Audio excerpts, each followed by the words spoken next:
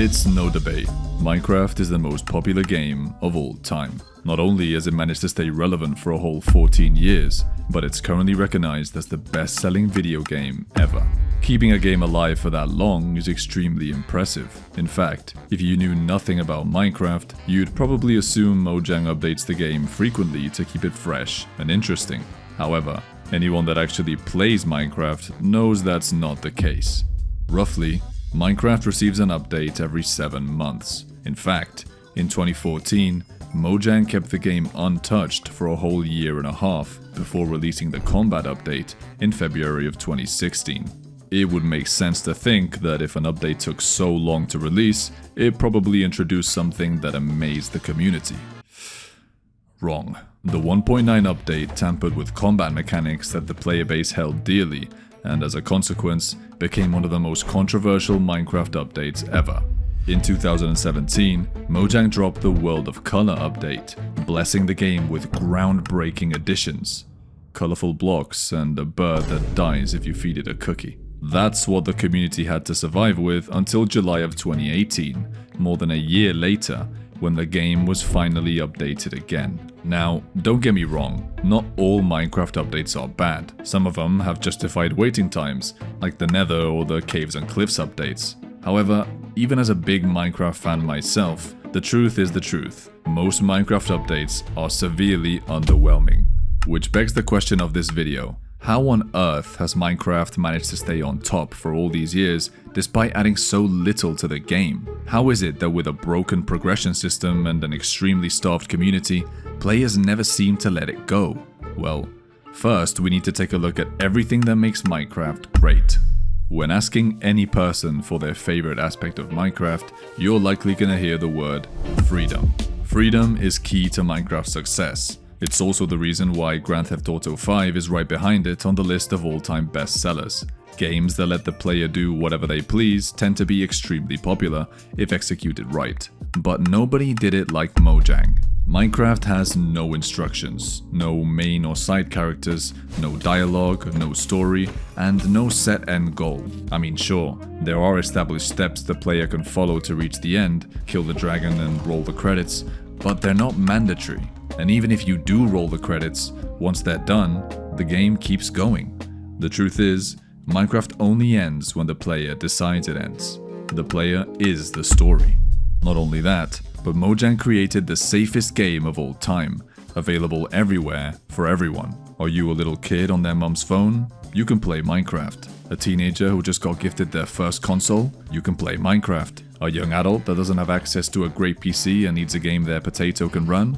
Minecraft. Or a video game fanatic with the most powerful computer ever? Still Minecraft. You get where I'm going. Minecraft appeals to absolutely everyone for a multitude of reasons. The first is that it's not mechanically complex. You don't need to be an experienced gamer to play Minecraft. Even a father who wants to spend quality time with his kids can learn it. Secondly, it's not aimed towards a certain sector of the video game community. In Minecraft, the player picks the genre of the game. Players who yearn for action can enjoy exploring dungeons or completing raids. Players who like strong narratives can build structures that tell the tale of their world. Fans of the horror genre can enjoy exploring the darkness of the caves and all of the terrifying encounters within them. And even if all of that doesn't convince you because of the survival aspect of it, you have an entirely different game mode available in which there is no danger, no hunger bar, and infinite resources in which the only limit is your creativity. Minecraft has a place for everyone. So, if you combine everything I just mentioned with a brilliant premise and a fresh and innovative pixel art style that divides the world into breakable and placeable blocks, you essentially obtain the Lego of video games. Minecraft's success was inevitable. Sure, Mojang may have cracked the code for a very successful game, but even the most popular of titles lasts for about 5 years, let alone a decade, and much less almost 15 years. And if that wasn't enough, Minecraft has managed to stay on top for all this time while giving their fanbase the bare minimum of 1 update a year. This leads us to the following question. Is Mojang a lazy studio?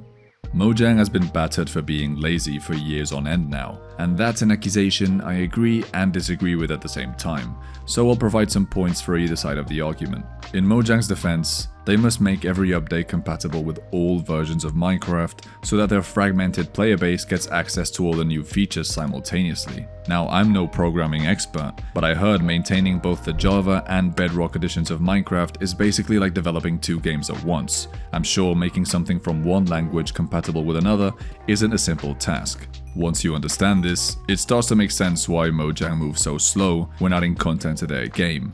Not only is it hard to do, but the decision-making process must be extremely meticulous, since the last thing they want is to spend months integrating features that could potentially worsen the game experience. Mojang can't afford to miss, which is why most updates are boring and safe. Not to mention that when they did actually take risks, it didn't really work out in their favor.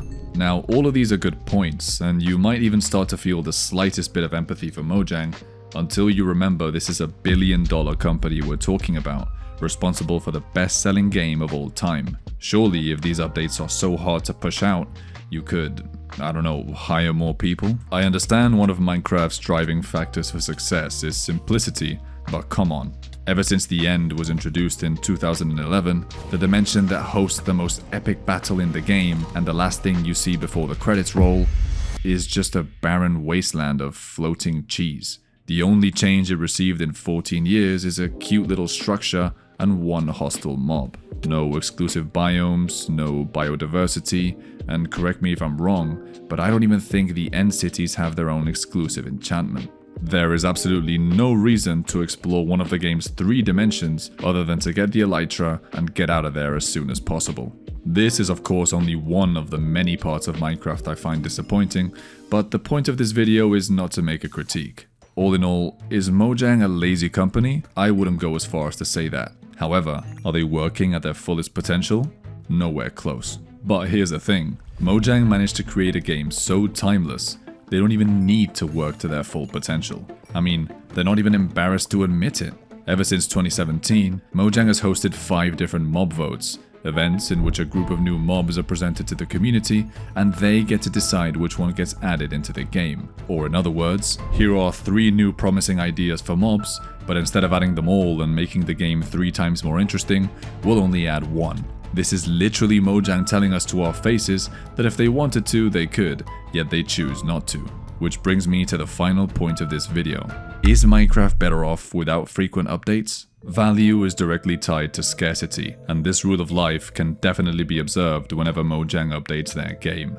The community goes crazy anytime Minecraft suffers the tiniest change. In other words, Mojang has established a toxic relationship with the community. Players will criticize Mojang all year long for not adding anything to the game, but as soon as they do, they're worshipped for it, and tons of inactive players flock back to Minecraft. It's quite literally the Playboy Carti marketing strategy applied to gaming. Have your fanbase reach such desperation that anything is considered good, even if all you did was add a bunch of reskinned skeletons and zombies. So Mojang hates its community. That's what it is. Instead of working on regular updates, they abuse the scummiest strategy ever and make a living out of it. Well, not really. As I mentioned earlier, Minecraft is a game that thrives through simplicity, and its developers know that well. Even I must admit, as a casual player who returns to the game every few years, that there are features currently in Minecraft that surpass me. Every time I come across one of these in a chest, I pick them up, knowing they're not craftable. But quite frankly, I don't even know what the f they're for. I can't imagine what the game would be like if it had dozens of features like this. In fact, I often read lots of comments from players claiming that the game is getting too confusing and they prefer the earlier versions. As humans, we have the tendency to always think the grass is greener on the other side. After the Phantom won the mob vote, everyone turned on it and fantasized about one of the other 2 mobs making it into the game. However, if any of those 2 had won instead, I guarantee you the community would be asking for the Phantom. Maybe we're making a mistake by thinking Minecraft would be a better game if it were updated more often. Perhaps we don't see what Mojang sees. The last thing they'd want is for Minecraft to suffer the Fortnite effect and plummet in popularity from overloading their game with content. Once a good thing happens too many times, it stops being good. It becomes regular. Right now, Minecraft updates are magical. Even if the most exciting thing about a new release is a rotten camel, you bet your ass I'm gonna play Minecraft for the next month because of it. This is something that simply wouldn't happen if Mojang pushed out monthly updates. Sure, the first few would be great, but after a while the hype would die down and Minecraft would just become like every other game, desperately releasing content to overcome its competition. And that's exactly the point. Minecraft has no competition.